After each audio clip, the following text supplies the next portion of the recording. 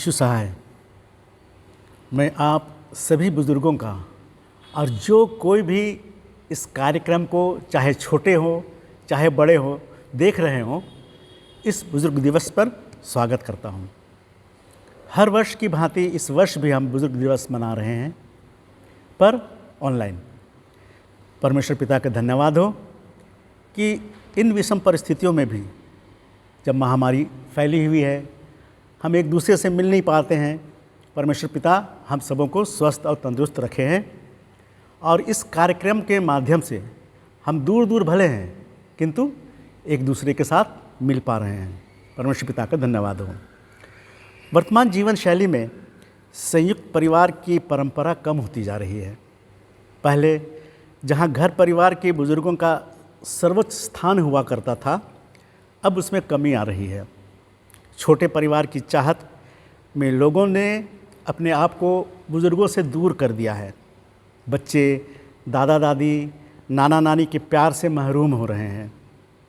हम आज जो भी हैं, घर के बुज़ुर्गों की बदौलत ही हैं। इसलिए हमें उनकी अनदेखी नहीं करनी चाहिए, बल्कि सम्मान करना चाहिए। इसी के प्रति जागरूकता और सम्मान के उद्देश्य से हम हर साल बुज़ुर्ग दिवस मनाते हैं। आशा है यह नया रूप आप सबों को पसंद आएगा।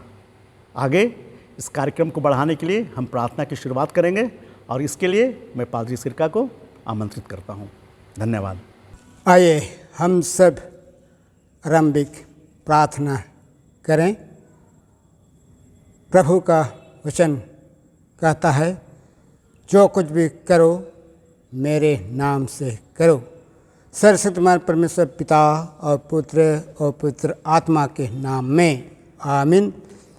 हे अब्राहम, इसहाक, याकूब के परमेश्वर और हमारे परमेश्वर, इस समय हम तेरा धन्यवाद करना चाहते हैं, जबकि तूने पिता परमेश्वर हम सबों को आज के इस दिन को देखने का सुअवसर प्रदान किया है। और विशेष करके आज जबकि हम सब प्रौढ़ दिवस मनाने पर हैं, और पिता परमेश्वर इस दिवस पर तो हम सबों के साथ हो ले, हम सबों की अगुवाई कर।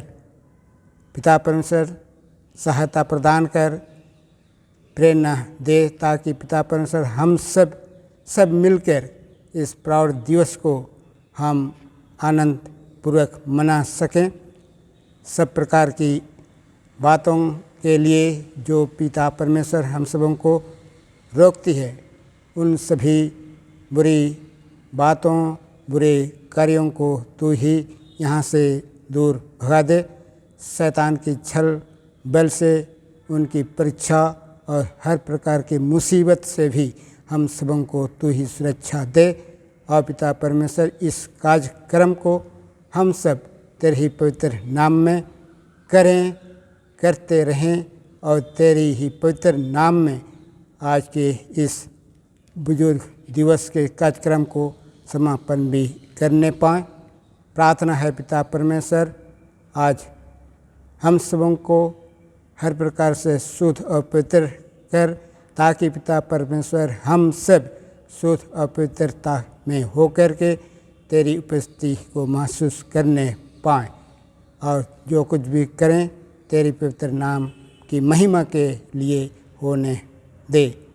हमारे अपराधों को जो भी हम सब ने अब तक में मन, वचन और कर्म से तेरे विरोध, अपने साथियों के विरोध में भी दोष, अपराध, पाप, गुनाह किए हैं, तो उन सभी अपराधों को यीशु ख्रीस्त के नाम से हमें क्षमा प्रदान कर, और इस कार्यक्रम को तेरे ही पवित्र हाथ में सुपुर्द करते हैं, यीशु ख्रीस्त के नाम में आमीन।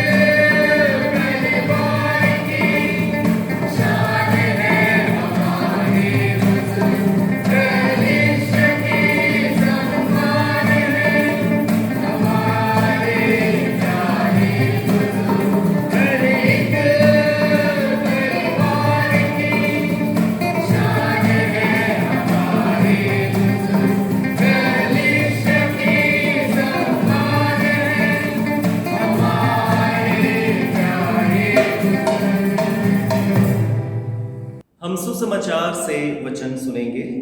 मत्ती रचित सुसमाचार 20 अध्याय पहले पद से 16वें पद तक।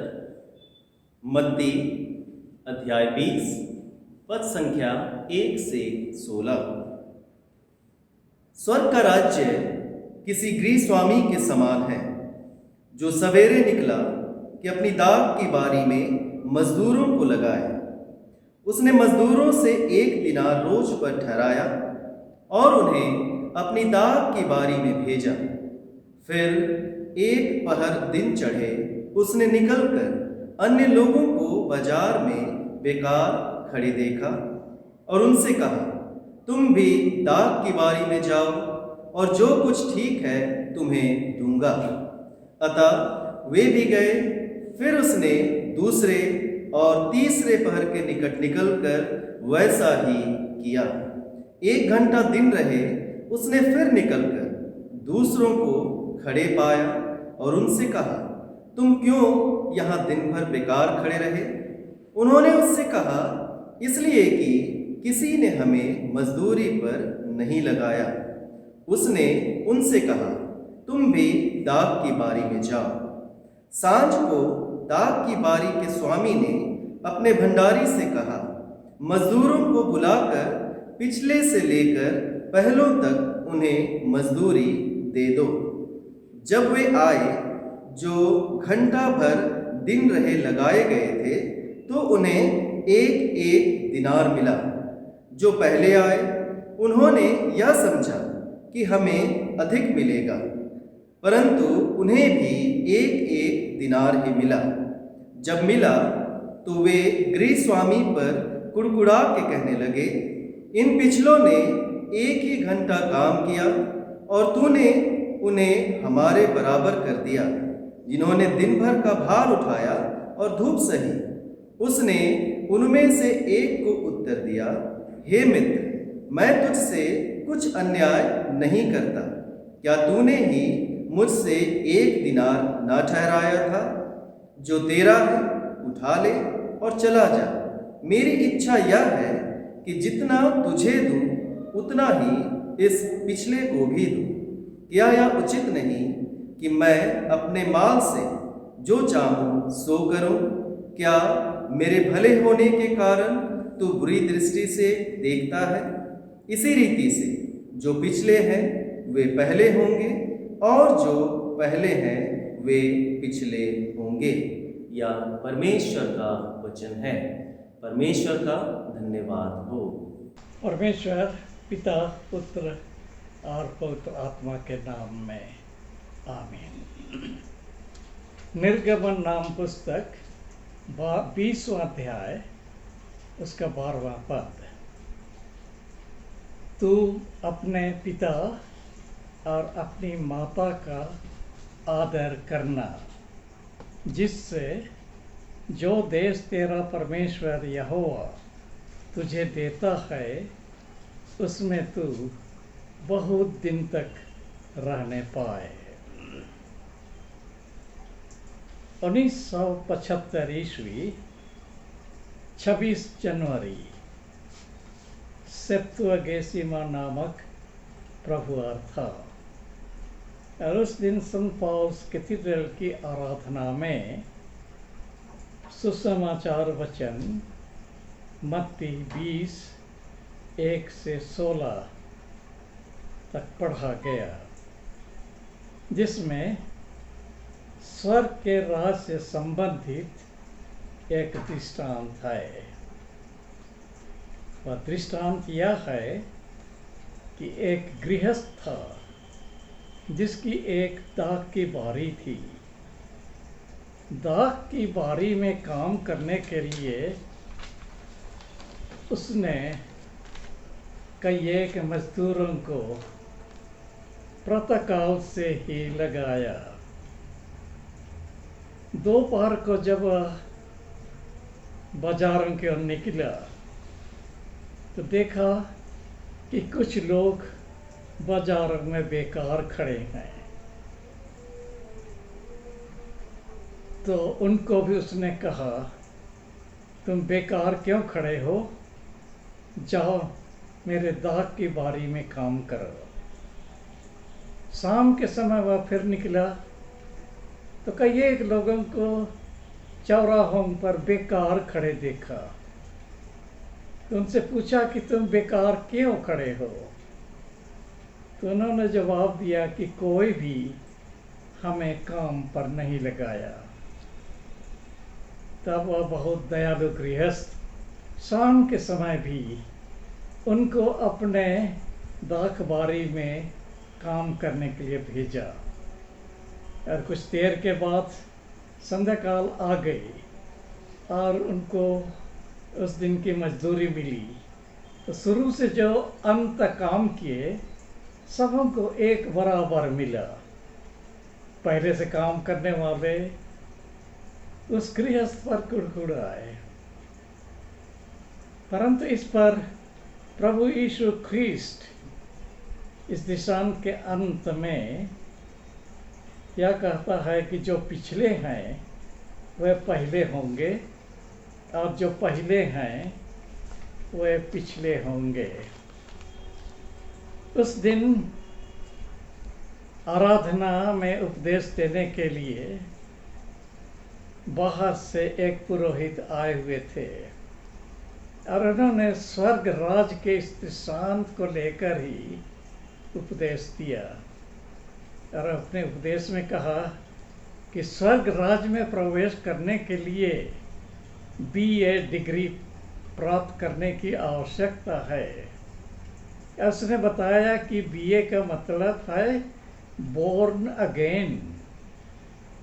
इसका मतलब है पुनर्जन्म नहीं परंतु नया जन्म, जिसकी चर्चा यूहन्ना रचित सुसमाचार के 3 अध्याय के 5वें पद में है, जहाँ प्रभु यीशु ख्रीस्ट यहूदी धर्म गुरु से निकोदेमुस से वह बात करता है कि जब तक मनुष्य जल और आत्मा से ना जन्मे तो वह परमेश्वर के राज्य में प्रवेश नहीं कर सकता। उस दिन की आराधना के उपरांत छोटानागपुर डायोसीस के 6वें बिशप व छोटानागपुर के प्रथम स्वदेशी बिशप SABD दिलबर हंस को डायोसीस में 17 वर्षों से कुछ अधिक वर्षों तक, कुछ अधिक दिनों तक बिशपीय सेवकाई के लिए धन्यवाद और विदाई देने की आयोजन की गई थी, क्योंकि वे उस महीने के अंत तक अवकाश ग्रहण करने वाले थे। बिशप बाबा भी अपने संदेश में उसी दृष्टांत को लेकर कहा कि आज मैंने भी BA डिग्री हासिल की है, ऐसा मुझे लगता है। उनके कहने का मतलब BA का मतलब है बेकार आदमी। मैं तो अब अवकाश प्राप्त कर रहा हूँ और बेकार आदमी बन गया हूँ। परंतु इस बेकारी की अवस्था में मुझे बुलाहट आ गई कि तुम पुरुलिया के कुष्ठ रोगों के अस्पताल, जो मेरी ही दाख बारी है, उसकी तुम देखभाल करो। अतः बिशप अवकाश ग्रहण करने के पश्चात लगभग 2-3 वर्षों तक उस अस्पताल की सेवा की। कहने का मतलब है कि अवकाश ग्रहण करने के बाद बेकार हम नहीं होते। हमें लगता है कि हम बेकार हो गए, लेकिन परमेश्वर इस वृद्धावस्था में और भी महत्वपूर्ण जिम्मेवारी हमें सौंपता है। वह हर एक प्रौढ़ व्यक्ति को पहचानना चाहिए। आज हम अंतर्राष्ट्रीय प्रौढ़ दिवस, international day of older persons का दिन मानते हुए प्रौढ़ों की आदर सम्मान करना चाहते हैं, उन्हें स्मरण करना चाहते हैं, उनकी सेवाओं के लिए परमेश्वर को धन्यवाद देना चाहते हैं। वास्तव में यह दिवस 1 अक्टूबर को पड़ता है। प्रौढ़ दिवस में हम किन को याद करते और सम्मान देना चाहते हैं? निश्चय ही उन्हें जो 60 वर्ष की उम्र को पार कर चुके, उन्हें जो सेवानिवृत्त हो चुके, परंतु जो 60 वर्ष नहीं पूरा किए, उनको हम नहीं मानते। उनके लिए 60 वर्ष पूरा कर देना आवश्यक है। 60 वर्ष के अधिक लोगों को, चाहे वह किसी नौकरी में हो, चाहे निजी काम में हो, जहाँ किसी प्रकार का रिटायरमेंट नहीं है, जहाँ स्वतंत्र रूप से काम करते हैं, खेतों में, अपने घरों में रिटायरमेंट की चर्चा नहीं है, लेकिन 60 वर्ष हो गया तो इस श्रेणी में आते हैं। वह सीनियर सिटीजन कहलाते हैं। इसमें हमारे माता पिता भी हैं, भाई बहन भी हो सकते हैं। तो आज उनका आदर करना है। वास्तव में इनका आदर और सम्मान करना परमेश्वर की दी हुई आज्ञा ही है, जिसे हमने आज निर्गमन नाम पुस्तक के 20वें अध्याय के 12 पद में सुना, जहाँ यहोवा की आज्ञा है जो 10 आज्ञाओं में 5वां स्थान रखता है, तो अपने पिता और अपनी माता का आदर करना। इस आज्ञा के बारे में मसीही कतकिस्म हमें सिखाती है कि अपने माता पिता से प्रेम रखना, उनका सम्मान करना, उनकी देखभाल और उनकी सहायता करना। इसके साथ जितने राष्ट्र में उचित अधिकार रखते हैं, उनका सम्मान करना। वे माता पिता के सदृश हैं, उनकी आज्ञा पालन करना है। सब अध्यापकगण, शिक्षकगण, बुजुर्गगण, आत्मिक पालक, स्वामी, हमारे स्वामीगण और जितने हमारे ऊपर हैं, हमारी देखभाल जिन्होंने की है, सबों को हम स्मरण करते हैं जो बुजुर्ग हो गए हैं, जिन्होंने हमारी देखभाल नहीं की लेकिन दूसरों की सेवा की है, ऐसों को भी हम नहीं भूलते हैं। समस्त बुजुर्ग, संपूर्ण जगत भर के बुजुर्गों को हम स्मरण करते हैं, क्योंकि यह अंतर्राष्ट्रीय प्रौढ़ दिवस है। इस प्रकार से माता पिता का अर्थ जो इस आज्ञा में आया है, वह जन्म देने वाले माता पिता से ही सिर्फ नहीं है, परंतु इसका अर्थ बहुत व्यापक है। और आज का दिन उन सबों को जो प्रौढ़ावस्था में पहुंच गए हैं, हम आदर सम्मान देते हैं, उनके लिए हम धन्यवाद देते हैं। हम स्मरण करें कि एक बालक का पालन पोषण माता पिता के हाथ ही में सिर्फ नहीं होता है, उसकी सुरक्षा की जिम्मेवारी समाज की भी होती है, उसकी देखभाल की जिम्मेवारी, उसकी शिक्षा और अच्छा नागरिक बनाना, उसका उत्तम संस्कार देना, समाज, कलीसिया, राष्ट्र सबकी जिम्मेवारी है। और जिसके माध्यम से वह एक अच्छा इंसान बनता है, अच्छा नागरिक बनता है, योग्य व्यक्ति बनता है, और वह अपनी सेवा करते करते अवकाश ग्रहण कर लेता है, वृद्धावस्था को पहुंच जाता है, वह दुर्बल और लाचार हो जाता है। ऐसे सभी प्रौढ़ अवस्था में पहुंचे हुए लोगों को आज हम स्मरण करते हैं।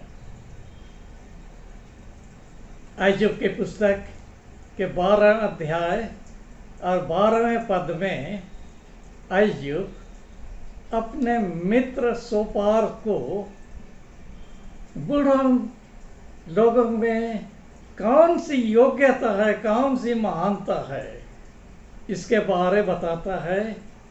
वह कहता है कि बूढ़ों में बुद्धि पाई जाती है और दिमी अर्थात लंबी आयु वाले लोगों में अच्छी समझ रहती है।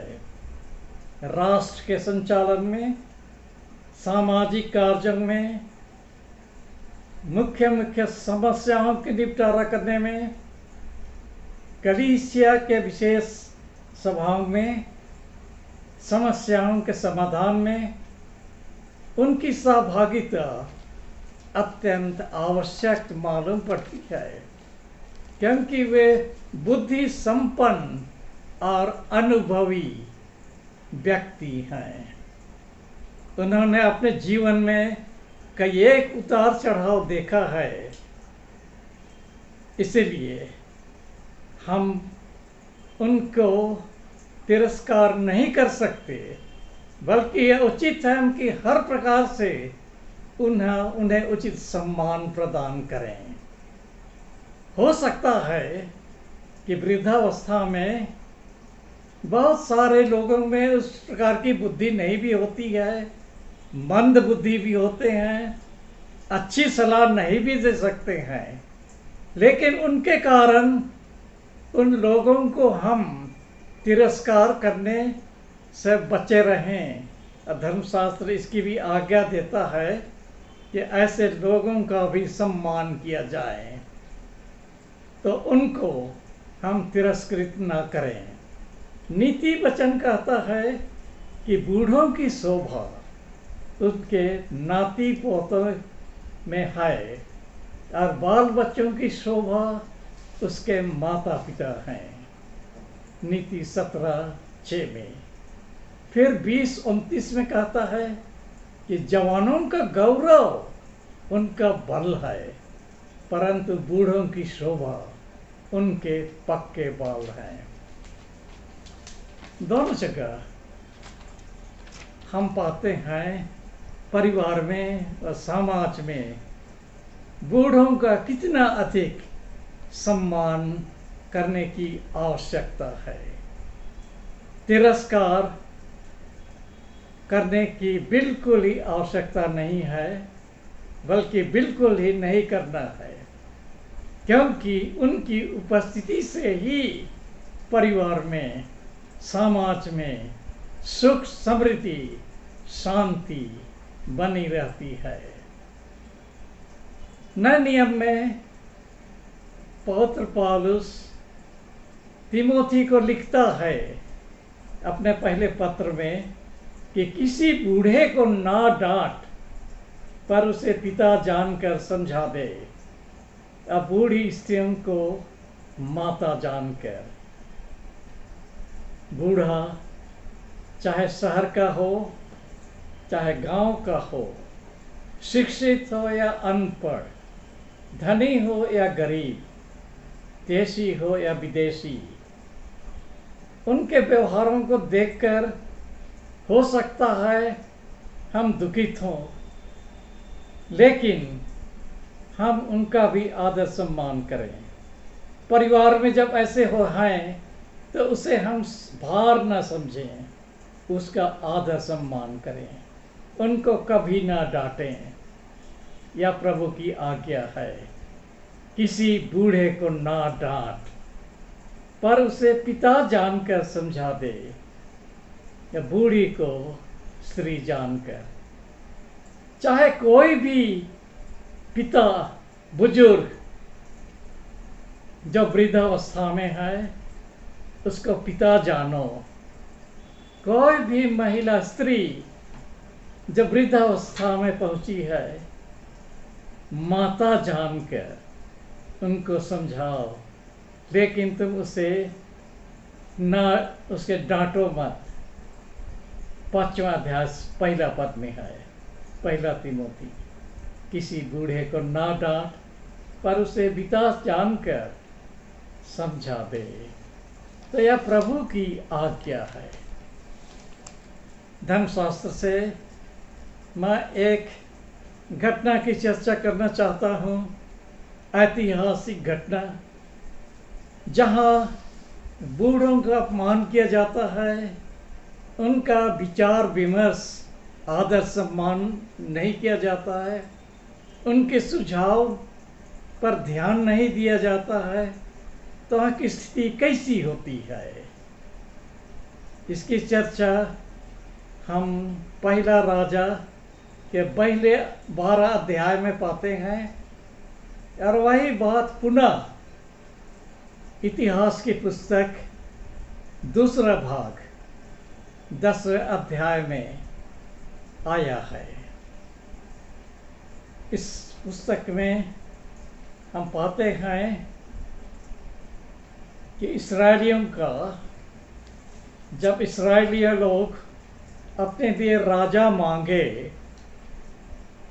तो उनको प्रथम राजा कीश के पुत्र बेन्यामीन का गोत्र से कीश का गोत्र शाऊल दिया गया। उसके बाद उनकी मृत्यु के बाद दूसरा राजा जो इस्राएलियों का राजा हुआ, यहूदा के गद्दी पर बैठा, तो है राजा दाऊद। लेकिन वह बेन्यामीन के गोत्र का नहीं था, यहूदा के गोत्र का था। उसको बहुत बड़ी आशीष मिली थी कि तेरा गोत्र सदा मेरी दृष्टि में बना रहेगा। यह वचन दाऊद को दिया गया था। राजा दाऊद के बाद उसका पुत्र सुलेमान राजा बना। सुलेमान की मृत्यु के बाद उसका पुत्र रहबियाम राजा बना। रहबियाम के अभिषेक के समय जो शेकेम में हुआ, सब इस्राएली लोग उपस्थित थे कि हम भी रहबियाम को पूरे राष्ट्र का राजा माने। बाद में उन्होंने एफ्रेम निवासी यरोबाम को, जो बहुत ही शूरवीर था, मिस्र से बुलाया। वह तो पहले राजा सुलेमान का एक परिश्रमी कर्मचारी था, लेकिन बाद में किसी कारण वह राजा सुलेमान के डर से मिस्र को भाग गया था। सुलेमान मर चुका था। जब यरोबाम राजा बना, रहबियाम राजा बना, तो यरोबाम को वापस लाने के बाद, वापस आने के बाद इस्राएली लोग उसी की अगुवाई में राजा रहबाम के पास जाकर निवेदन करने लगे कि आपके पिताजी ने तो हम पर बहुत बड़ा भार लाद रखा था, हम उस भार से लगे हुए थे, हमारा जो सेवा था वो बहुत ही कठिन सेवकाई थी। हम आपसे अनुरोध करते हैं कि अब आप उस भार को हम में से थोड़ा सा हल्का कर दें। जब राजा ने कहा कि मैं इस पर सोच विचार करूंगा, मेरे पास तुम तीसरे दिन चले आना, तब मैं बताऊंगा कि मैं क्या करूंगा। तब वे लोग लौट गए। इसके पश्चात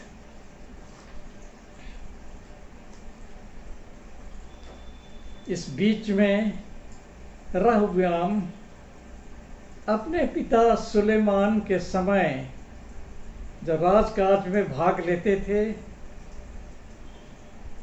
उन बुजुर्गों से सलाह पूछने गया, क्योंकि वे उसके पिता सुलेमान के सम्मुख हमेशा उपस्थित रहते थे। तो उन्होंने रहबियाम को सलाह दिया कि इन लोगों से इस समय यदि आप बहुत अच्छा बर्ताव करेंगे, उनसे मधुर कहेंगे, उन्हें प्रसन्न करेंगे, तो वे सदा तेरे अधीन रहेंगे। इसके उपरांत राजा रहबियाम अपने संगी साथी उन युवकों से जो उनके साथ साथ बड़े हुए थे, उनसे सलाह लिया कि इस्राएलीगण मेरे पास आए थे और इस प्रकार उन्होंने मुझसे अर्जी की। तो उन्होंने कहा कि तू यह कहना कि मेरी 6 अंगुलियां जो हैं वो मेरे पिता की कटी से भी मोटी हैं। मेरे पिता ने तुम पर जो भारी जुआ रखा था उसे मैं और भी भारी करूंगा। मेरा पिता तुमको कोड़ों से ताड़ना देता था, परंतु मैं तुम्हें बिच्छुओं से ताड़ना दूंगा। तो इस प्रकार से राजा रहबियाम अपनी प्रजा के निवेदन को अस्वीकार नहीं किया, अपने युवा मित्रों की सलाह सम्मति पर चला और अपने पिता के समय जिन्होंने बहुत ही अनुभव प्राप्त किया था, वृद्धों का तिरस्कार किया, उनकी सलाह सम्मति को नहीं माना। और इस प्रकार से तीसरे दिन जब इस्राएली लोग आए, यारोबाम को भी साथ ले आए थे, तो राजा यारोबाम ने जो सलाह युवकों के द्वारा उनको दी गई थी, उसी सलाह इस्राएलियों को दी कि मेरा पिता तो तुम पर ऐसा भारी भार रखा था, मैं उसको और भी बढ़ाऊंगा। वह तुम्हें कोड़ों से दंड देता था, तो मैं बिच्छों से दंड दूंगा। उन्हें बहुत ही कठोर बातें कही, उनके निवेदन को स्वीकार नहीं किया। यद्यपि बड़े बुजुर्गों ने राजा रहबियाम को अच्छी सम्मति दी थी, लेकिन उनका सम्मति को उन्होंने स्वीकार नहीं किया। और इस प्रकार से इस्राएली कहने लगे कि ईसाई के पुत्र दाऊद में अब तो हमारा कोई भाग नहीं है, चलो हम अपने अपने घर को लौट जाएं। और उन्होंने लौटकर यारोबाम को अपना राजा घोषित किया। और इस प्रकार से वह राज, इस्राएली राज जो शाऊल राजा, दाऊद राजा या सुलेमान राजा ने बढ़ाया, रहबियाम के समय में वह 2 भाग में बट गया। और कहने लगा, इस एक भाग कहने लगा इस्राएली राष्ट्र, और दूसरा हो गया यहूदा राज। दोनों में कटुता पैदा हो गई, आपस में लड़ाई झगड़ा करते रहे। दोनों राष्ट्र कमजोर होते गए, बाहरी राष्ट्र उन पर आक्रमण करते गए। अंत में उन दोनों राष्ट्रों को, इस्राएल राष्ट्र को भी और यहूदा राष्ट्र को भी बंधुआई में चला जाना पड़ा। यह उनको पतन की ओर ले चला। वृद्धा अनुभवी लोगों को नकारने और केवल अपने युवा लोगों की बातों को मानने से वह राष्ट्र पतन की ओर निरंतर बढ़ता गया। अंत में मैं बुजुर्ग प्रौढ़ लोगों का सम्मान संबंधी विषय की आज्ञा के विषय में कहता हूँ। इस आज्ञा को हम गंभीरता से माने, या परमेश्वर की आज्ञा है। जिस प्रकार हम पहली आज्ञा को मानते हैं कि तू प्रभु परमेश्वर, तू अपने परमेश्वर की उपासना कर, तो मुझे छोड़ किसी देवताओं को ईश्वर करके ना मानना। जैसा हम मानते हैं छठवीं आज्ञा, तो हत्या न करना। जैसे हम मानते हैं सातवीं आज्ञा, तो व्यभिचार न करना। उसी प्रकार पांचवी आज्ञा को भी बहुत ही विश्वसता से हम माने, जो यह है कि तू अपने माता, अपने पिता और अपनी माता का आदर करना। इतना ही नहीं, माता पिता का कहने का मतलब जो है ख्रीष्टीय कैटेकिज्म के आधार पर हम स्पष्ट कर चुके, इसका अर्थ व्यापक है। सभी बड़े लोग माता पिता की श्रेणी में आते हैं। जो वृद्धावस्था में पहुंच गए हैं वे कौन के हैं, स्पष्ट कर दिया गया है। संत पौल इफिसियों की पत्री में उसके 6वें अध्याय 2-3 पद में कहता है कि यह आज्ञा, अर्थात पांचवी आज्ञा, यह पहली आज्ञा है जिसके साथ प्रतिज्ञा भी है। तो उस पांचवी आज्ञा में क्या प्रतिज्ञा है? यह कि जब आप माता पिता का सम्मान करते हैं, बुजुर्गों का आदर सम्मान करते हैं, तो तेरा भला हो और तू धरती पर बहुत दिन जीवित रहे। और ऐसा होने से परमेश्वर का आशीर्वाद मानव जाति पर बहुत बहुत पड़ता रहता है। अब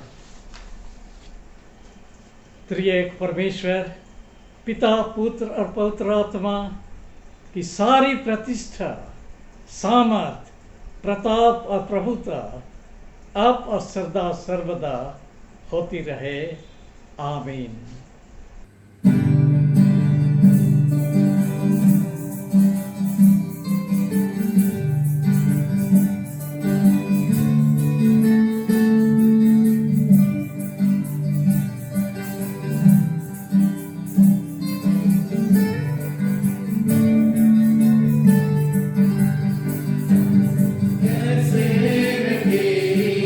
महिमा का शब्द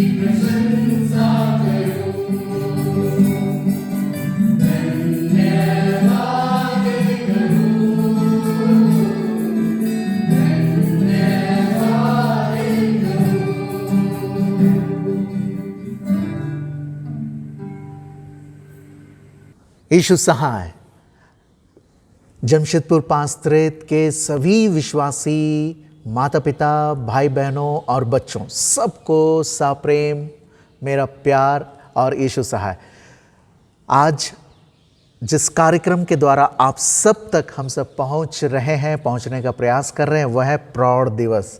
और हम सब इस बात को भली भांति जानते हैं कि 2014 से यह विशेष अगुवाई सबको हुई और तब पेरिस काउंसिल ने इस बात को उचित समझा कि हम सब मिलकर बुज़ुर्ग लोगों के लिए, बुज़ुर्ग माता पिता के लिए, दादा दादी नाना नानी ऐसे जितने भी परिपक्व पद हैं जो परमेश्वर हमें देता है, उन सबको हम लोग सम्मानित करें।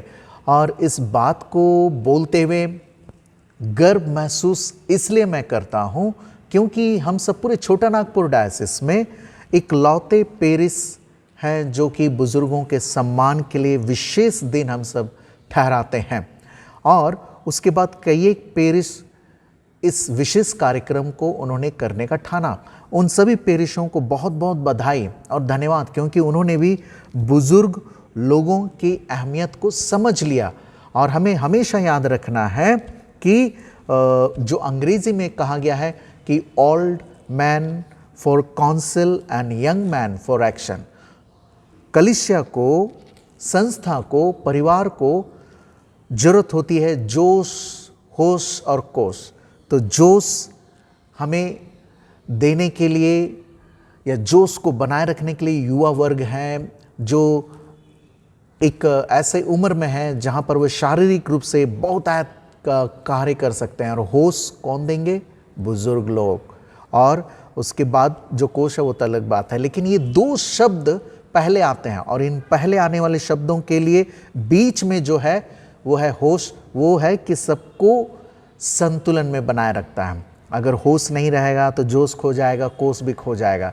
इसलिए हमें होश में रहने की आवश्यकता है। और जो जिस इस जोश में बनाए रखने के लिए जिम्मेवार अवस्था होती है वो है प्रौढ़ अवस्था। तो परमेश्वर का धन्यवाद हो कि उन्होंने पेरिस के सभी लोगों को उभारा कि हम लोग प्रौढ़ दिवस, बुजुर्ग दिवस मनाते हुए अपने परिवार में, कलीसिया में उन लोगों को सम्मानित करें।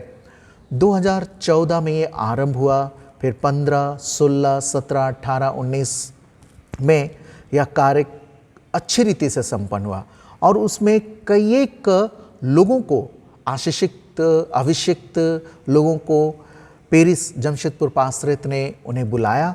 और जैसे बिशपों के तिर्की हैं, रेवरेंड सिरिल हंस हैं, मिसेस लूसी तेरुम थी और रेवरेंड फिलिप इत्यादि इत्यादि, ये सारे लोग हमारे साथ बुजुर्ग दिवस मनाने में उन्होंने अपनी उपस्थिति दी, जिनकी उपस्थिति से हम सब को यह अनुभव करने का मौका मिला, हम सब को धन्यवाद करने का मौका मिला कि बुजुर्ग लोगों को जीते जी हम अपने विचारों, कार्यों और बोली और व्यवहार से सम्मानित करें। हम उन लोगों को भी याद करते हैं जो हमारे बीच में नहीं हैं 2014 से अब 2020 तक, लेकिन उससे पहले भी जो लोग परमेश्वर में सो गए, प्रभु में सो गए हैं, उनकी आत्मा की शांति के लिए आइए हम सब कुछ क्षण मौन रहें और उनके जीवन में मिले हुए आशीषों के लिए हम लोग परमेश्वर को धन्यवाद दें।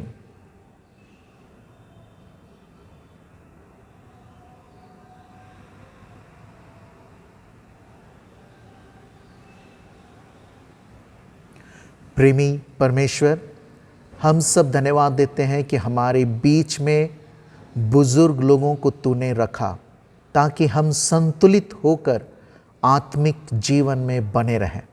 प्रार्थना है जितने लोग तेरे अनंत विश्राम में शामिल हो गए हैं, जो प्रभु में सो गए हैं, उनके जीवन के लिए हम सब पूरे पास्त्रित होकर तुझको धन्यवाद देते हैं और प्रार्थना करते हैं कि हम सब जो कुछ उन सभी से हम सब ने सीखा है उस पर तू आशीष दे कि हम सब अपने जीवन में कलीसिया में बनाए रखें ताकि कलीसिया जीवित कलीसिया के रूप में बनी रहे उन सभी बुजुर्ग लोगों के जीवन के लिए धन्यवाद देते हैं जिनके जीवन में तूने आशीष और अनुग्रह को और अनुभवों को बनाए रखा, जिससे कलीसिया पीढ़ी से पीढ़ी तक आशीषित और अनुभवी होती चली गई।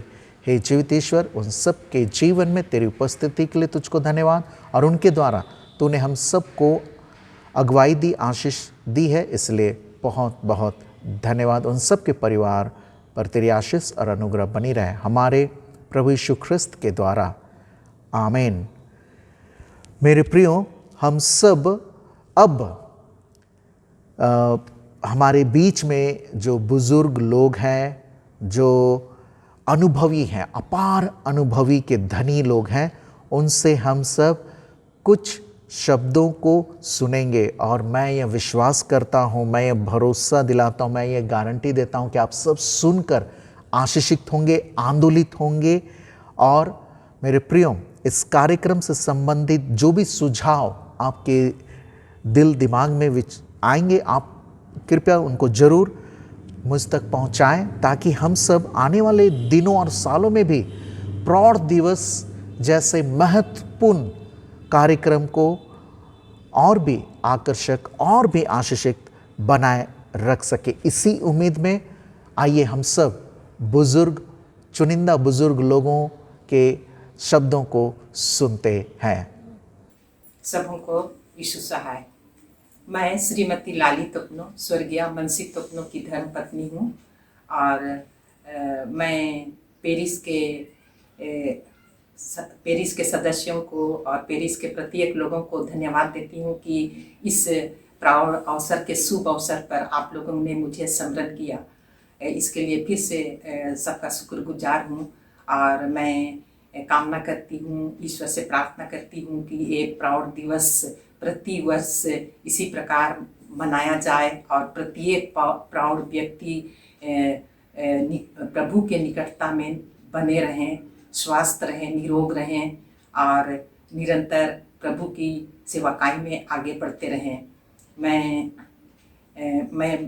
आप लोग का धन्यवाद देती हूँ कि आप लोग के प्रार्थनाओं के प्रतिफल के कारण मैं आज अपने बहुत बड़े दुख से बाहर निकल रही हूँ, और प्रभु के साथ चल रही हूँ, और प्रभु को याद करती हूँ। अपने स्वर्गीय पति के कामों को याद करते हुए मैं आनंदित होती हूँ कि उसे परमेश्वर के काम के लिए चुना गया था, और वो आज उनकी आत्मा को शांति है, मैं ऐसा विश्वास करती हूँ। और आप लोगों से प्रार्थना करती हूँ कि मेरे लिए आप लोग प्रार्थना करिए, ताकि मैं अपने परिवार का उत्तरदायित्व जो मेरे पति ने सौंप गए हैं उसको मैं पूर्ण कर सकूँ। फिर से आप लोगों को तहे दिल से धन्यवाद।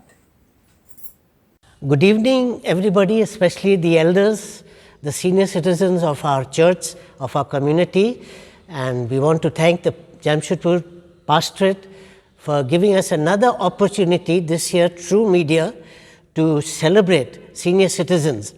And we have already celebrated it twice, and this year we are doing it online.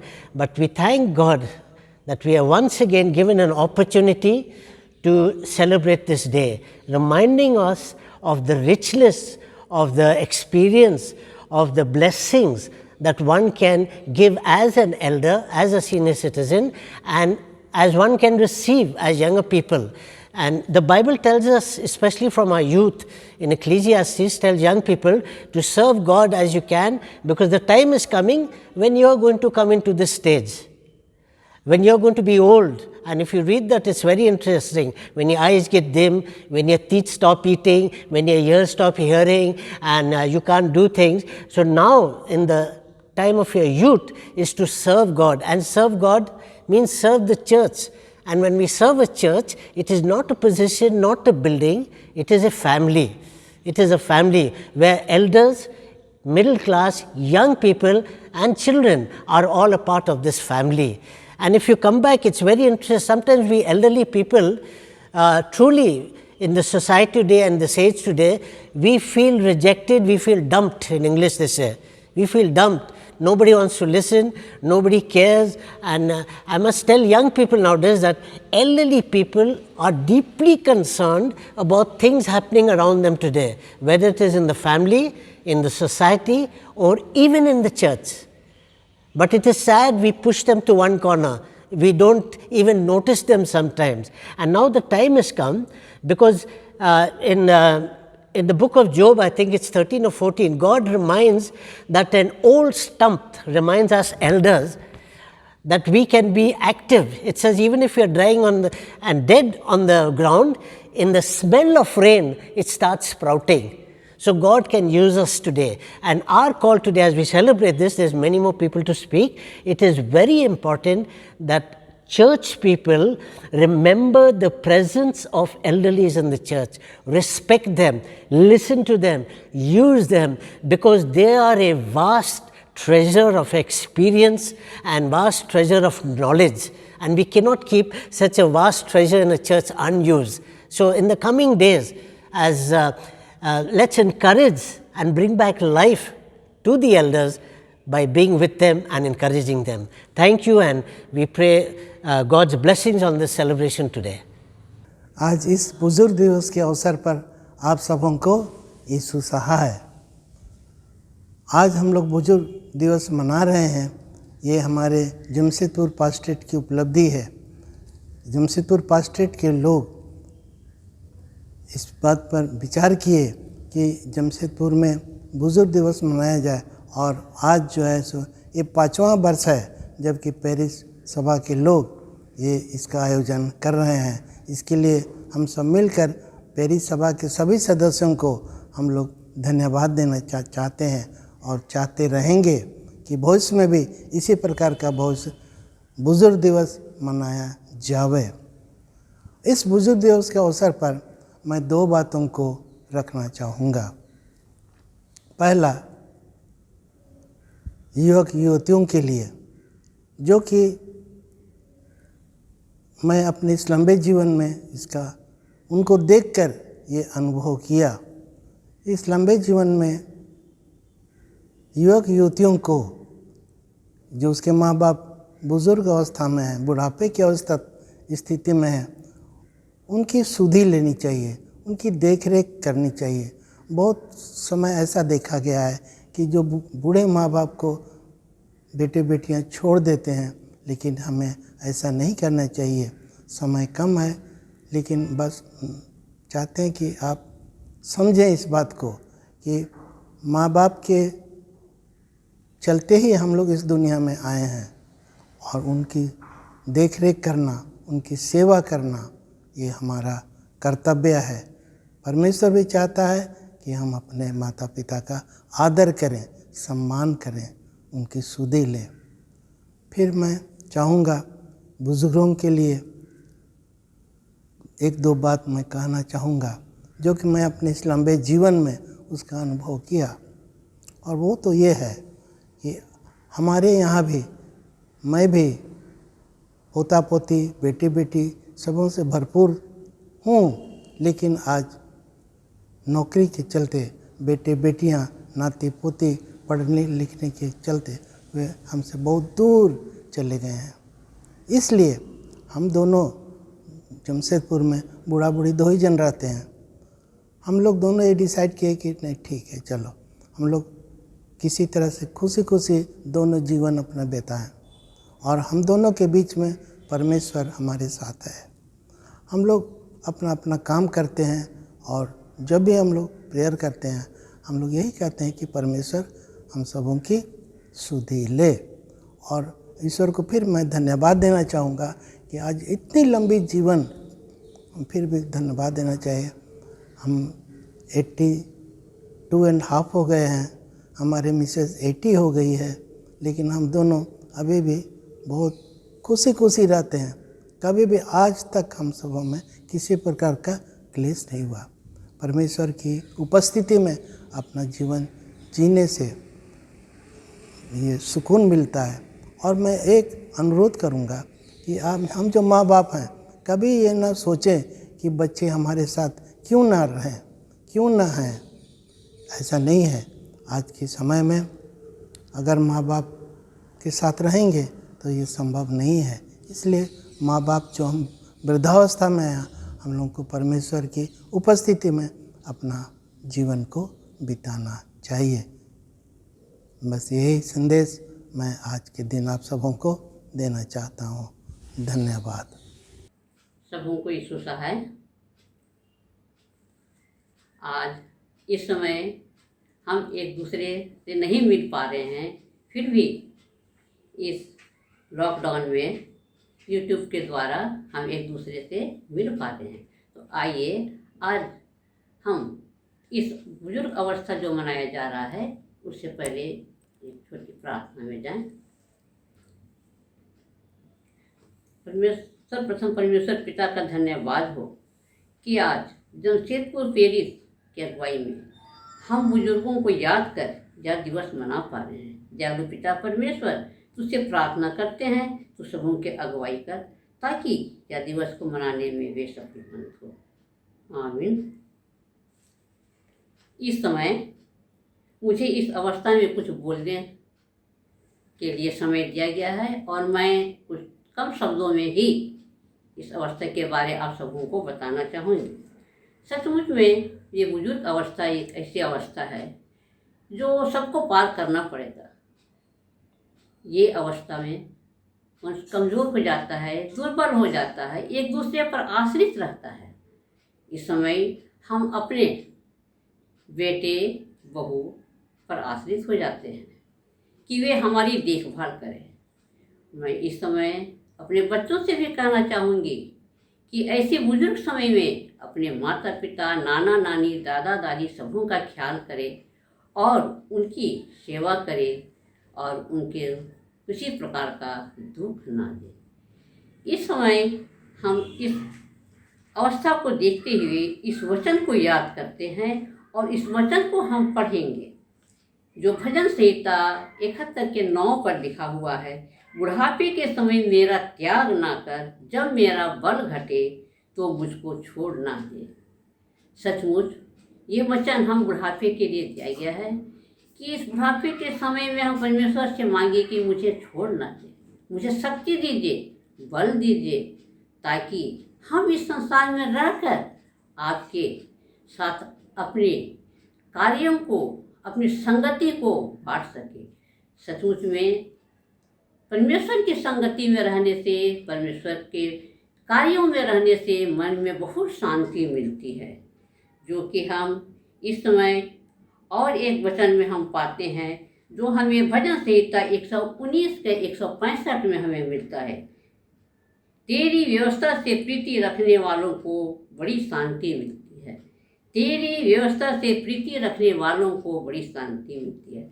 सचमुच में ये सब वचन ये हम बुजुर्गों के लिए है और हमें परमेश्वर से जुड़े रहना है, उसके कार्यों में लगे रहना है जब तक हमें शक्ति है। चाहे 60 वर्ष हो या 60 वर्ष से कितनी अधिक उम्र के हो, हमें परमेश्वर के संगति में, कलीसिया में हमें जुड़े रहना है, तभी हमें शांति मिलती है। और सचमुच जुड़े रहने पर ही ये हम बुजुर्ग अवस्था की एक दवा है।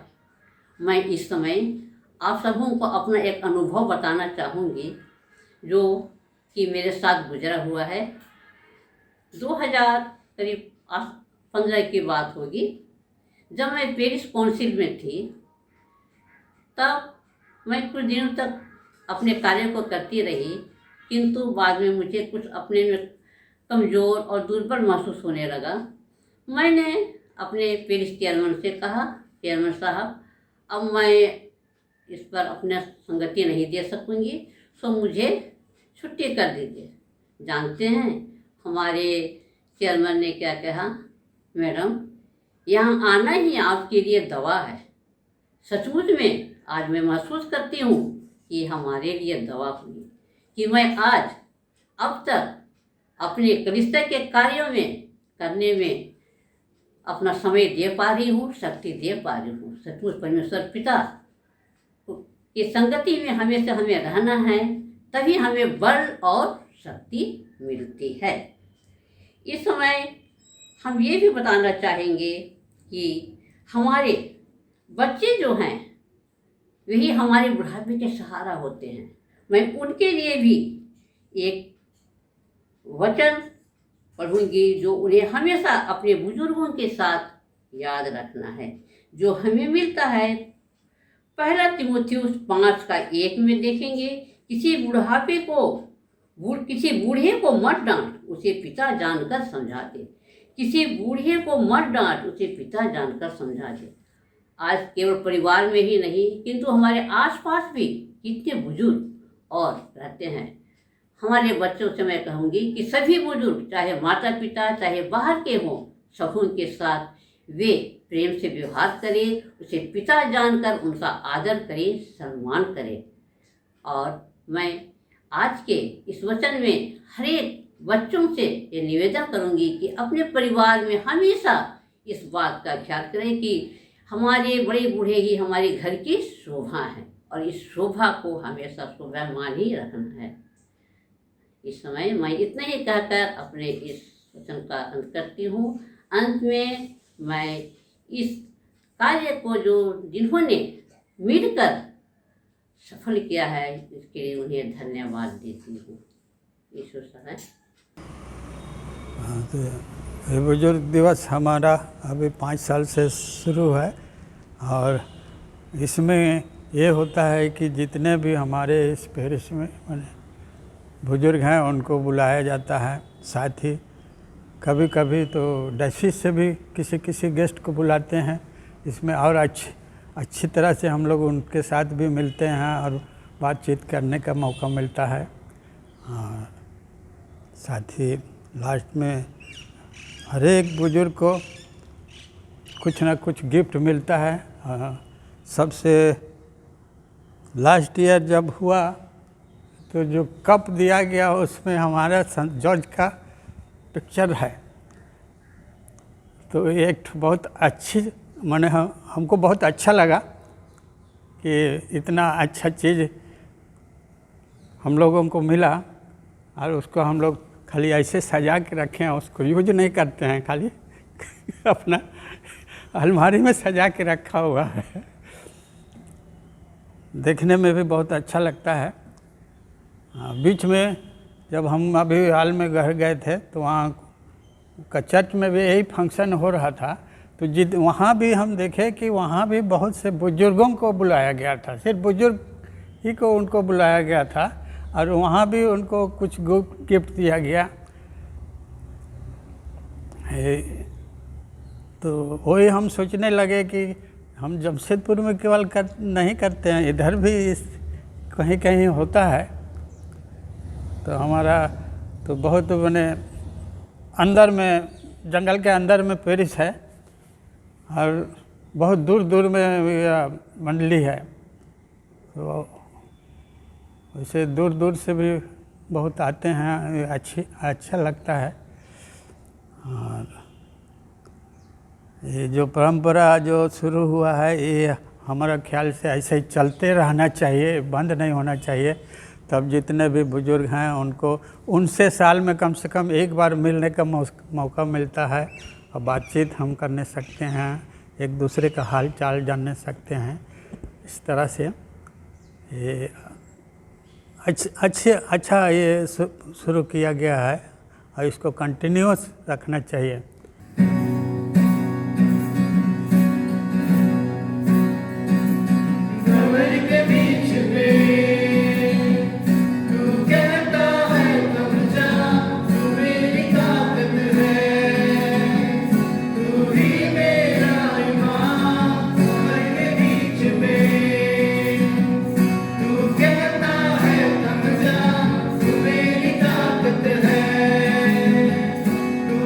मेरा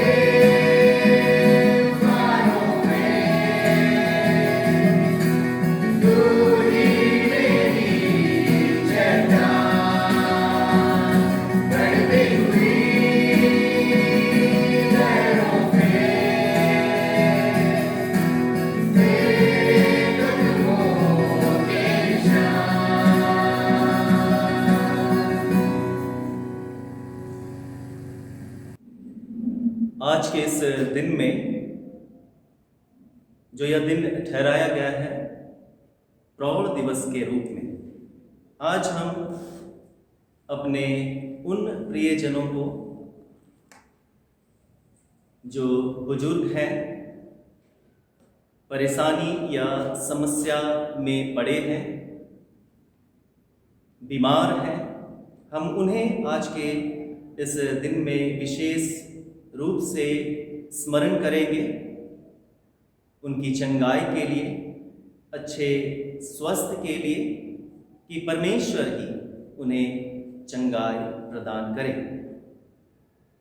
और हम प्रत्येक लोगों को जो आज तकलीफ में है, इस महामारी के समय में, कोरोना काल के समय में, ज़्यादा बुजुर्ग जनों के लिए ये एक संकट की घड़ी है।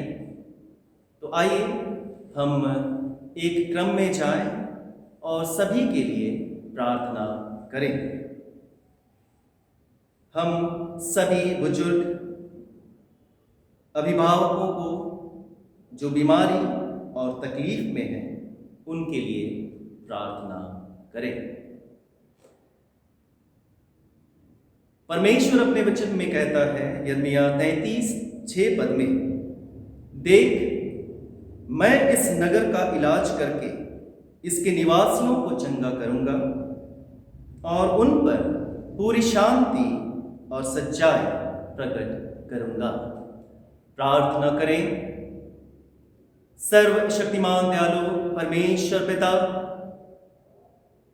हम तेरे बच्चे तुझ परमेश्वर के निकट आते हैं और हमारा विश्वास है कि हमारी प्रार्थनाएं व्यर्थ नहीं जाती। तो हर एक विश्वासियों की प्रार्थनाओं को सुनता है, तो विश्वासियों को चंगा करता है। एक एक मनुष्य को चंगा करने वाला परमेश्वर तू ही है, क्योंकि तूने अपने वचन में हमें भरोसा दिलाया। तू एक एक देश के निवासियों को चंगा करेगा, तू उन्हें शांति प्रदान करेगा। आज के सुंदर दिन में हम प्रत्येक उन विश्वासियों को स्मरण करते हुए हम बुजुर्ग जनों के लिए प्रार्थना करते हैं कि उम्र के इस पड़ाव में वे शारीरिक दुर्बलता में पड़े हैं और उस तकलीफ में उनके देखने वाले तो अनेक हो सकते हैं, परंतु चंगा करने वाला परमेश्वर है पिता, तू ही हो सकता है।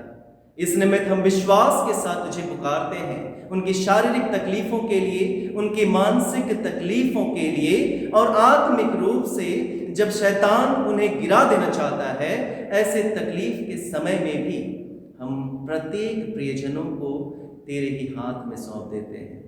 तो चंगा करने वाला परमेश्वर है, तो ही चंगाई दे और हमारे विश्वास को निरंतर तू बढ़ाए रखे। हे पिता, हम उन लोगों को भी स्मरण करते हैं जो इस महासंकट के समय में अपने अपने जीवन में दुर्बलता का अनुभव कर रहे हैं। हे पिता परमेश्वर, तो उनको भी दे, उनको चंगाई दे और अपनी सामर्थ के कामों को, अपने आश्चर्य कर्म के कामों को एक एक दास दासियों में तू प्रकट करने पाए।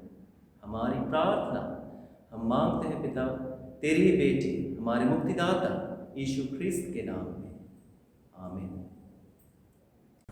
आप सभी कैसे हैं?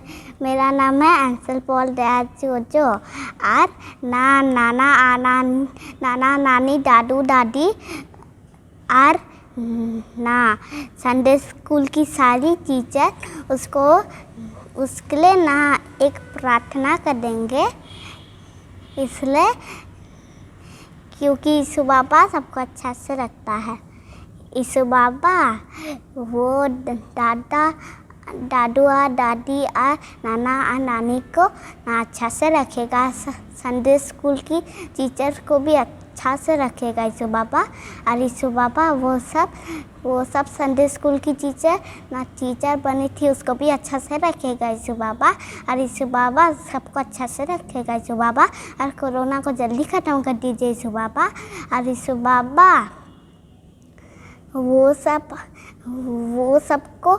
सब ना बीमार हो गया, वो सब आदमी और दादू और नाना को ठीक कर दीजिएगा यीशु बाबा, आमीन। आइए हम सभी बुजुर्ग अभिभावकों के लिए प्रार्थना करें जो किसी चिंता या परेशानी में पड़े हुए हैं। आइए हम प्रार्थना करें। सब सामर्थी पिता परमेश्वर, राजाओं के राजा, स्वर्ग में विराजमान महान पिता परमेश्वर, इस समय जबकि हम बुजुर्ग दिवस को मना रहे हैं और बुजुर्गों के लिए प्रार्थना चढ़ाना चाहते हैं पिता परमेश्वर, तो हर एक बुजुर्गों के संग में हो लीजिएगा। हाँ पिता परमेश्वर, तो हर एक बुजुर्गों के जीवन में कई प्रकार की चिंताएं, कई प्रकार की परेशानियां, चाहे वो व्यक्तिगत हो चाहे वो पारिवारिक, हाँ पिता परमेश्वर, हर एक चिंता जो उनके जीवन में घर कर गई हैं उन्हें तो आप ही दूर कीजिए, क्योंकि पिता परमेश्वर आपका वचन कहता है तुम अपनी सारी परेशानियां मुझ पर डाल दो, अपनी सारी चिंताएं मुझ पर डाल दो, क्योंकि मुझे तुम्हारा ध्यान है। सचमुच पिता परमेश्वर, आपके वचन से हर एक को पिता परमेश्वर भर दीजिए, अपने वचन के सामर्थ्य से हर एक को भर दीजिए हाँ प्रभु, ताकि प्रभु वचन के सामर्थ्य के अनुसार वे अपने जीवन को व्यतीत करने पाएँ। प्रभु वचन ये भी कहता है तुम्हारे बुढ़ापे में भी मैं वैसा ही बना रहूँगा, तुम्हारे बाल पकने के समय तक मैं तुम्हें उठाए रहूँगा। मैं ही ने तुम्हें बनाया है, तुम्हें फिर लिए फिरते रहूँगा और तुम्हें छुड़ाता भी रहूँगा। सचमुच पिता परमेश्वर, आप अपने वचन के अनुसार हर एक बुजुर्गों को आशीषित कीजिए। हर एक चिंताएं, हर एक बोझ, हर एक परेशानी यीशु नासरी के नाम पे दूर होने पाए। हर एक बुजुर्ग है पिता परमेश्वर, जिन्होंने अपनी इतने जीवन की अवस्था में अपने जीवन को व्यतीत कर लिया है पिता परमेश्वर, उनके संग में हो लीजिएगा उनके जीवन के द्वारा प्रभु तो अपने हमेशा महिमा को लीजिए, और जब तक संसार में है पिता परमेश्वर तुझ में ही बने रहें। होने दे पिता परमेश्वर, और उनके हर एक परेशानियों को तो आप ही दूर कीजिएगा। यह प्रार्थना यीशु के नाम से मांगती हूँ, सुनिए और अनुग्रह से ग्रहण कर लीजिए, आमीन। आइए हम सभी मिलकर आज के इस दिन में सभी बुजुर्ग माता पिता के लिए हम प्रार्थना करें और उनको जिन बातों की आवश्यकता है उनकी पूर्ति के लिए परमेश्वर को पुकारें, प्रार्थना करें। हे जीवित ईश्वर, हम सबसे पहले तुझको धन्यवाद देते हैं कि तूने हम सब के पारिवारिक जीवन में, कलीसियाई जीवन में बुजुर्ग माता पिता को तूने दिया है। धन्यवाद इस महान अनुग्रह के लिए कि हमारे बीच में तूने अनुभवी लोगों को दिया, ताकि हम सब का मसीही जीवन और भी अनुभवी होता चला जाए। हे परमेश्वर, ऐसे उम्र में जब वे बुजुर्ग अवस्था को पहुंच गए हैं, उनको आवश्यकता है हम सब के प्रेम की, देखभाल की। हम सब उनके साथ समय बिताएं, इन विशेष बातों की। परमेश्वर, प्रार्थना करते हैं यह सब हम सबको अपने पवित्र आत्मा में तू सिखाता चला जा, या आत्मिक बोझ हम सब में बनाए रख। और विशेषकर प्रार्थना है कि उनके सभी बुजुर्ग लोगों के उत्तम स्वास्थ्य के लिए, कि वे स्वस्थ रहे शारीरिक रूप से, मानसिक रूप से। हे जीवित परमेश्वर, जहाँ कहीं भी हम सभी से उन सब के दिलों को, विचारों को ठेस लग जाती है, उनके लिए हम सब क्षमा चाहते हैं। अगुवाई दे कि हम सब उनको ठेस ना पहुंचाएं, उनको स्वीकार करें, ताकि उनके अनुग्रह, उनके आशीष और उनके प्रार्थनाओं के उत्तम फल के भागीदारी बने रहें, अधिकारी बने रहें। हे परमेश्वर, इस पूरी प्रार्थना को हम सब ना केवल जमशेदपुर पास्टरेट, लेकिन पूरे छोटा नागपुर डायसिस और पूरे विश्व के बुजुर्ग लोगों को याद करते हुए यह प्रार्थना हम सब तेरे पुत्र यीशु ख्रिस्त के नाम से मांगते हैं। सुन ले और स्वर्ग राज में ग्रहण कर ले, आमीन।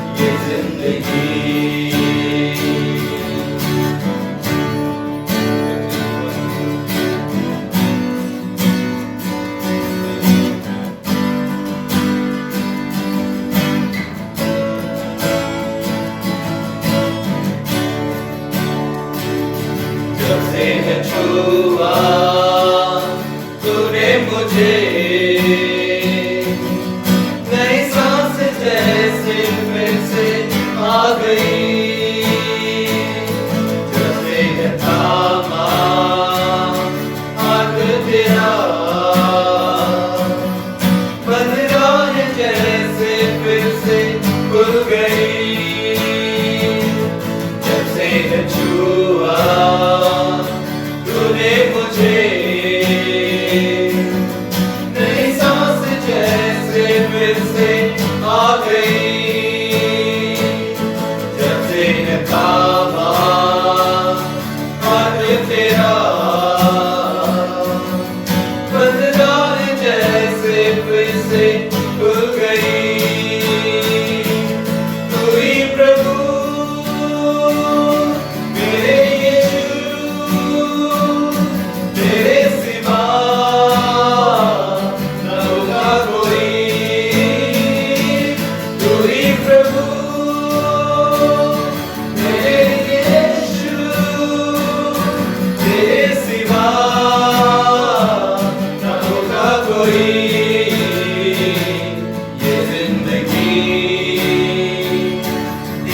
महिमा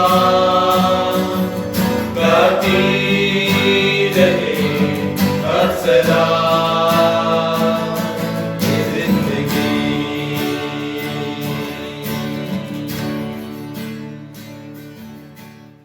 आप सभी माता पिता, दादा दादी, नाना नानी को जमशेदपुर पेरिस मसीही सेवा महिला संगति की ओर से यीशु सहाय प्रौढ़ दिवस का हार्दिक बधाई देती हूँ।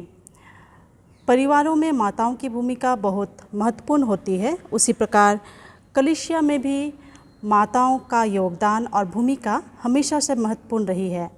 आज मैं सभी माताओं को विशेष रूप से बधाई और धन्यवाद देती हूँ, क्योंकि आप लोगों की सराहनीय अगुवाई और योगदान के कारण ही मसीही सेवा महिला संगति अब तक संचालन हो पा रही है और स्थिर है।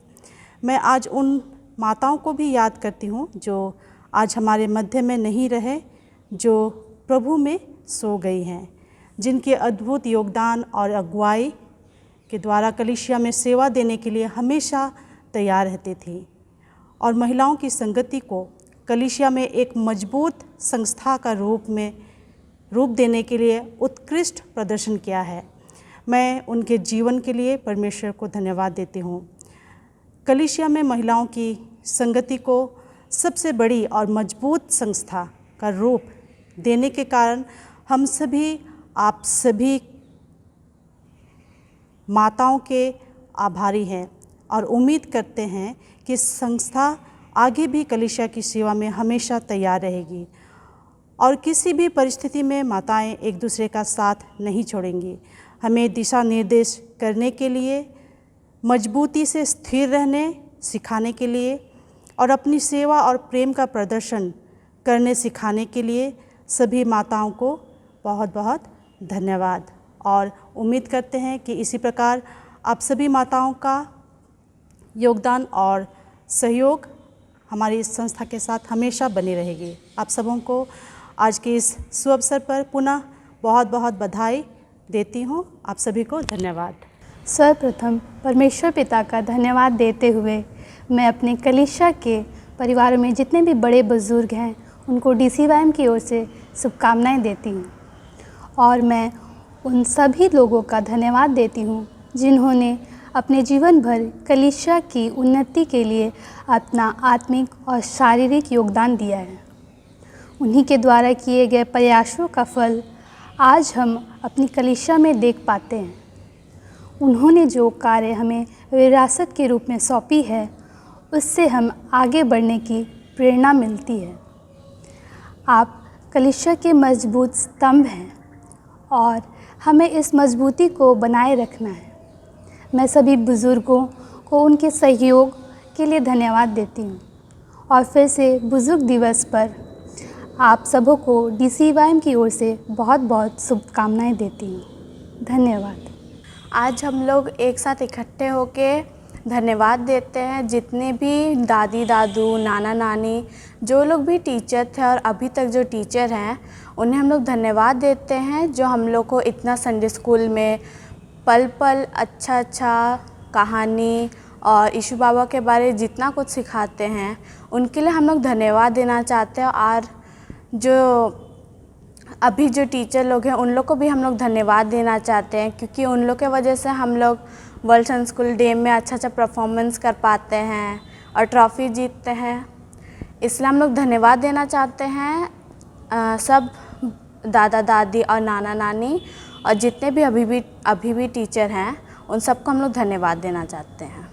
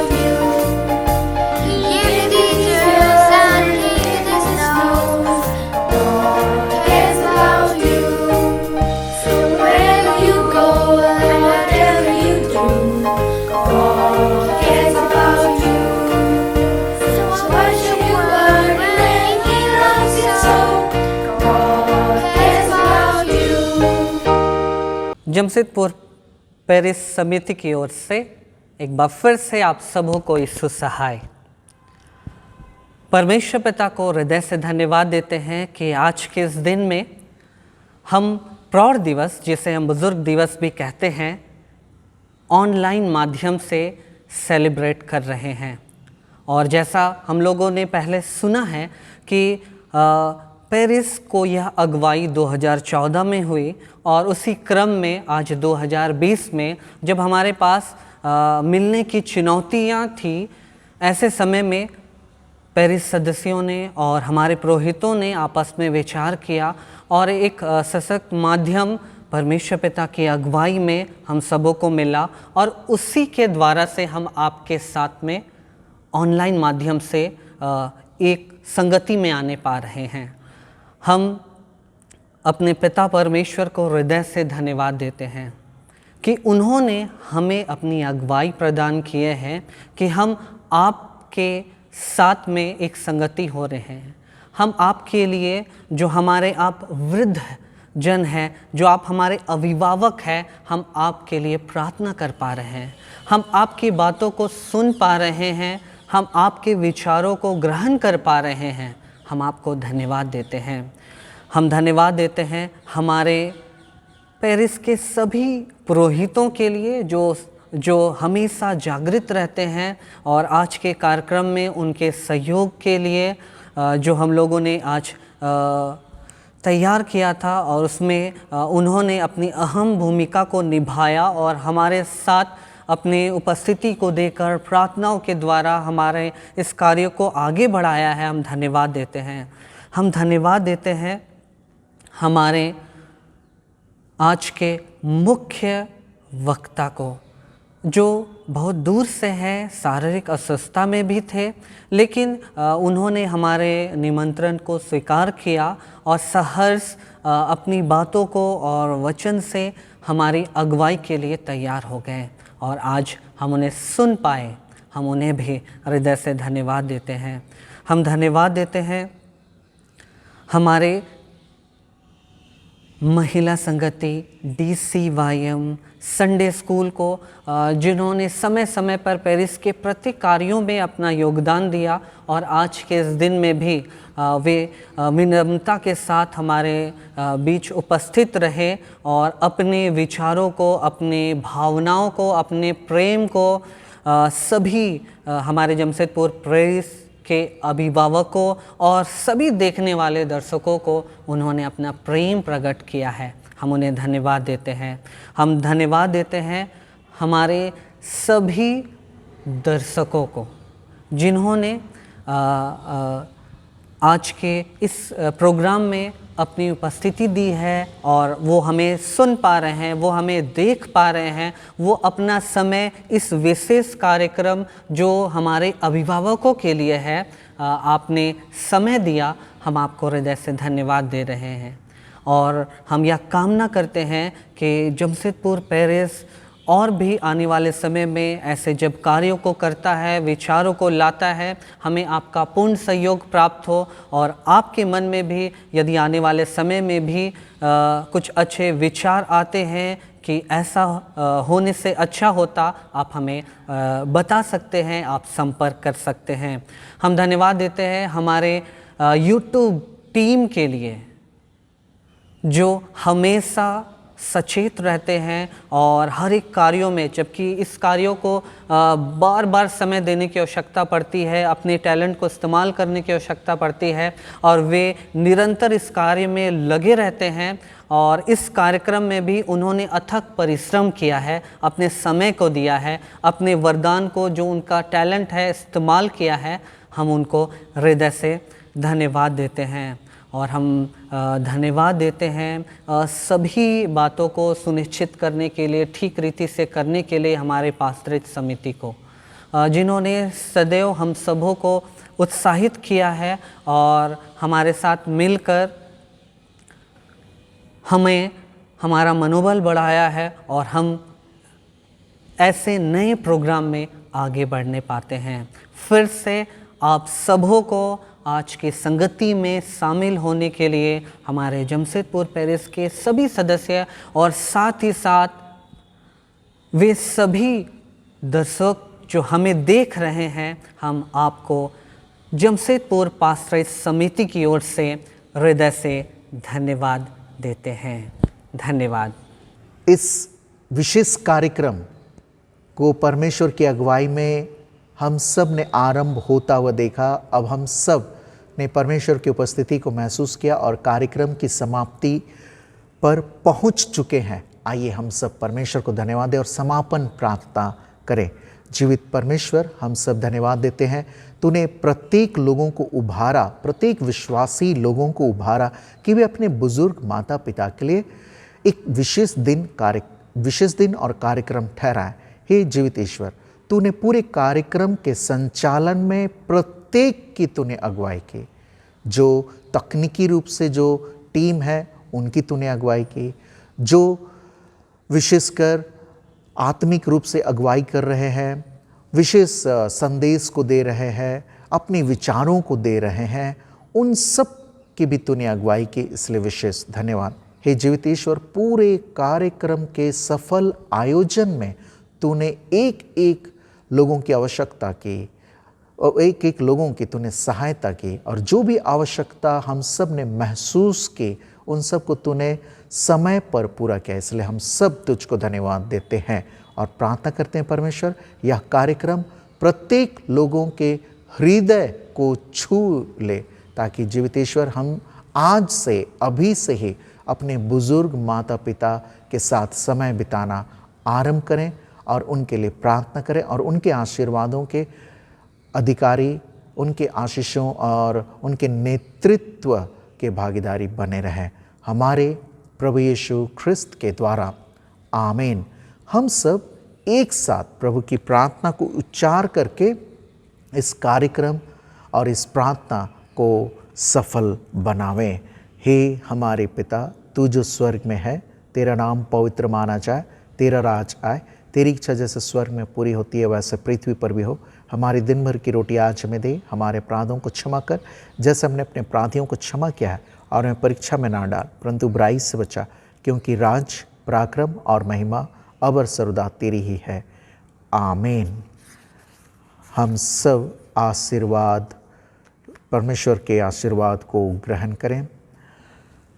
परमेश्वर की शांति जो सारे समझ से परे है, परमेश्वर के और उसके पुत्र हमारे प्रभु यीशु ख्रिस्त के ज्ञान और प्रेम में आप सभी के हृदय और विचारों को सुरक्षित रखे, और सर्वशक्तिमान परमेश्वर पिता, पुत्र और पवित्र आत्मा की आशीष आप सभी पर हो और आपके साथ सर्वदा रहे।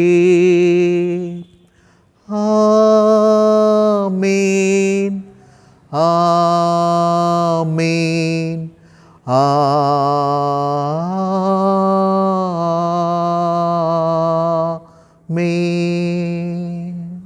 परमेश्वर के आशीर्वाद को हम सब खुले हृदय से स्वीकार करें। परमेश्वर की शांति जो सारे समझ से परे है, परमेश्वर के और उसके पुत्र हमारे प्रभु यीशु ख्रिस्त के ज्ञान और प्रेम में आप सभी के हृदय विचारों को सुरक्षित रखे, और सर्वशक्तिमान परमेश्वर पिता, पुत्र और पवित्र आत्मा की आशीष आप सभी पर हो और आपके साथ सर्वदा रहे। आमीन, आमीन, आमीन।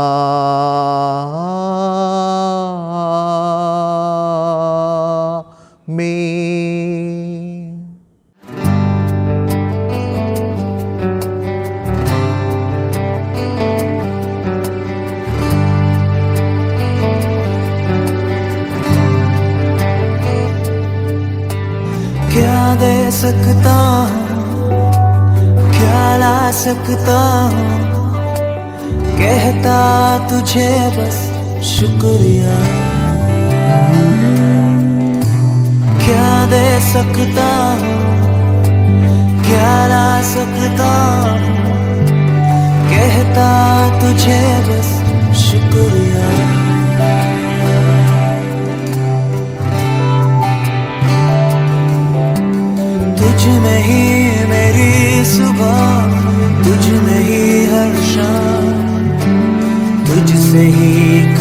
करता शुरू हर कोई काम।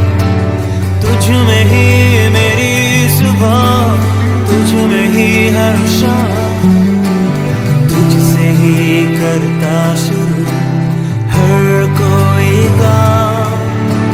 शुक्रिया करता हूँ मैं लेके तेरा नाम, आदर और धन्यवाद आज तेरे नाम। शुक्रिया शुक्रिया शुक्रिया तेरा, शुक्रिया शुक्रिया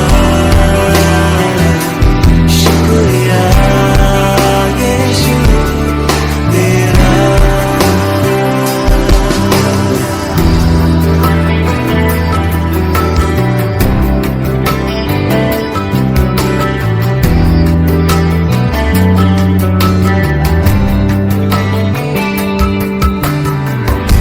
सारी दुनिया तेरी है, सब कुछ तूने रचाया है। सारी दुनिया तेरी है, सब कुछ तूने रचाया है। मुझको भी तूने बनाया है, तेरे जैसा किया है। क्या दे सकता हूँ, क्या ला सकता हूँ, कहता तुझे बस शुक्रिया। वो क्या दे सकता